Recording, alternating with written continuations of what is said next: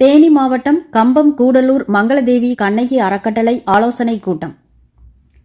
தேனி மாவட்டம் கம்பம் கூடலூரில் அமைந்துள்ள மங்களதேவி கண்ணகி கோயில் திருவிழா முன்னேற்பாடு குறித்து கம்பம் கூடலூர் மங்களதேவி கண்ணகி அறக்கட்டளை ஆலோசனைக் கூட்டம் நடைபெற்றது.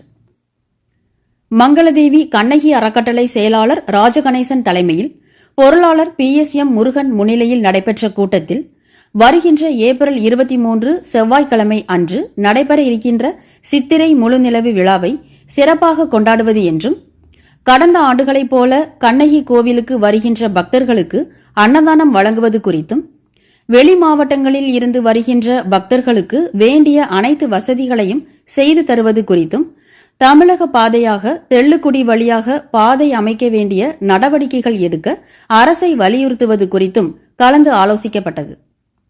இந்த ஆலோசனைக் கூட்டத்தில் மங்களதேவி கண்ணகி அறக்கட்டளை நிர்வாக குழு உறுப்பினர்கள் கருத்தக்கண்ணு, காசிராஜன், பஞ்சுராஜா, சரவணன், சபரிநாதன், சுதாகர், கருப்பு, ஈஸ்வரன், ஐயப்பன், மகளிர் குழு தலைவி சாந்தி சேகர் மற்றும் மகளிர் குழுவினர் கலந்து கொண்டனர்.